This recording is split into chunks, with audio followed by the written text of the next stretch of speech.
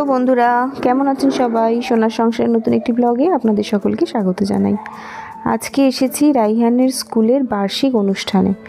এদের স্কুলে প্রত্যেক বছর স্পোর্টস হয়, তো আমরা সব সময় মনে করতাম যে অ্যানুয়াল কোনো ফাংশান কেন হয় না, অনেক স্কুলেই হয়, খুব ভালো লাগে।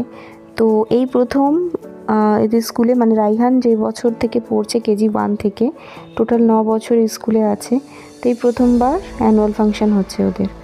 তো খুব ভালো লাগছে যে সবাই মিলে একসাথে এখানে আসতে পেরেছি। এই বছর এদের স্কুলের স্পোর্টস হবে না, যেহেতু অ্যানুয়াল ফাংশনটা হলো, স্পোর্টস তাই বাদ। আর এখন মিসেস পলাশপ্রিয়া উনি কিছু বক্তব্য রাখছেন। ইনি শ্রীরামপুর মেন ব্রাঞ্চ থেকে এসেছেন। তো আমি পিঙ্কি এখানে বাইরে বেরিয়ে একটু টুকটাক টিফিন খেলাম। ওর বাবারা আগে বেরিয়ে খেয়ে এসেছে, একসাথে সবাই বেরায়নি, সিটগুলো না তো থাকবে না। ফাংশন এদিকে চলছে, একের পর এক প্রোগ্রাম চলছে, খুব ভালো লাগছে। তো আমরা বাইরে বেরিয়ে একটু ভেজ প্যাটিস খেয়ে নিলাম, কারণ কতক্ষণ হবে এখন, ততক্ষণে খিদে পেয়ে যাবে। সকাল সকাল বেরিয়েছি। এই ছোট ছোট বাচ্চাগুলোর ডান্সগুলো দেখতে খুব ভালো লাগছিলো, এত কিউট লাগছিল।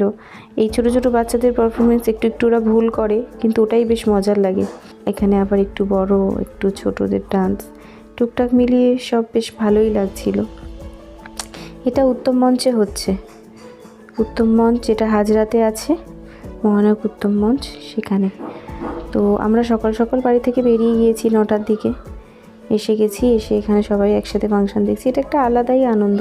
সব সময় তো স্কুলে কিছু না কিছু প্রোগ্রাম হয়, বাট স্কুল থেকে বাইরে কোথাও এসে সবাই মিলে, এবার ছেলেদের বন্ধুদের সাথে সাথে ছেলেদের মারা যারা আছে বা ওর বান্ধবীদের মারা, তারাও কিন্তু আমাদের বন্ধুর মতো হয়ে যায়।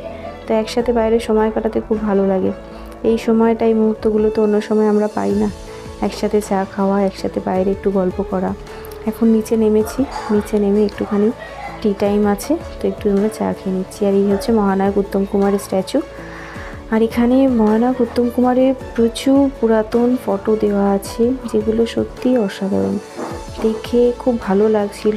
এক একটা চরিত্রে এক এক রকম তার লুকস, খুব সুন্দর। মানে সত্যিই তিনি কেন মহানায়ক, ছবিগুলো দেখলে তো বোঝা যায়।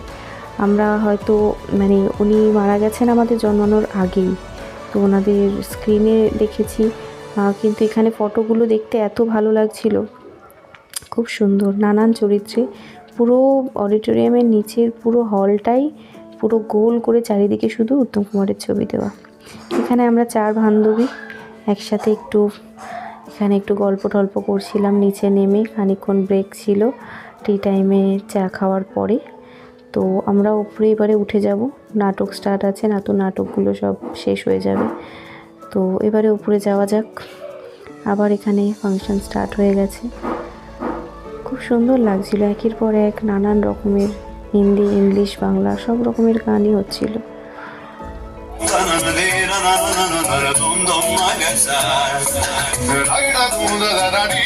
এখানে কিছু ডুয়েট ডান্স হচ্ছিল, ছেলে মেয়ে একসাথে, খুব অপূর্ব লাগছিল ফাংশনটা। মানে এত সুন্দর একটা অভিজ্ঞতা আছে।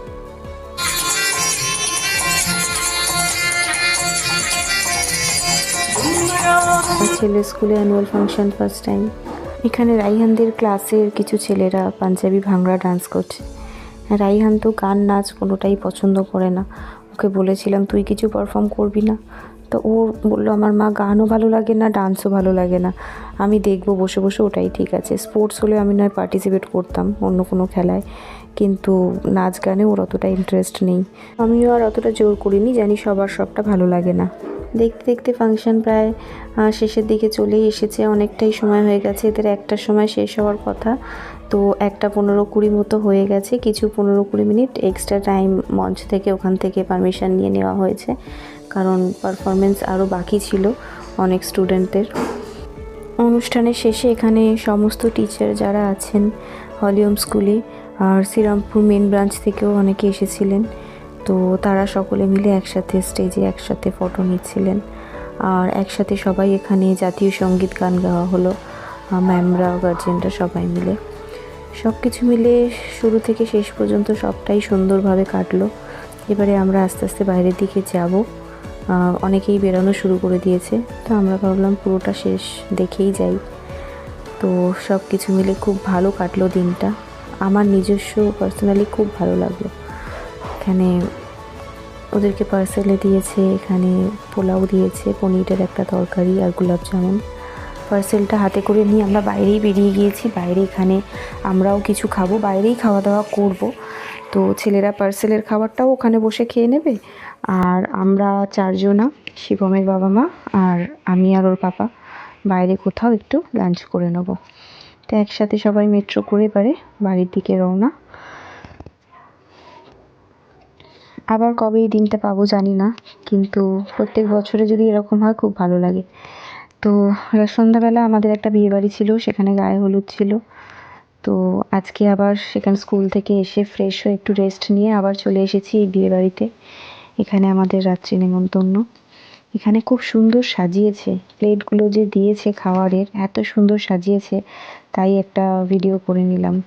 সমস্ত রকমের খাবারের আইটেম দিয়ে খুব সুন্দর, খুব অপূর্ব লাগছিল দেখতে। তো একটু এটাকে ক্যামেরা বন্দি করে নিলাম। তো আজকের ভিডিওটা আমি এখানেই শেষ করছি। যদি আপনাদের ভালো লেগে থাকে ভিডিওটিকে লাইক করে দেবেন, শেয়ার করে দেবেন, আর অবশ্যই চ্যানেলটিকে সাবস্ক্রাইব করে দেবেন। দেখা হবে খুব তাড়াতাড়ি অন্য কোনো এক নতুন ব্লগের সাথে।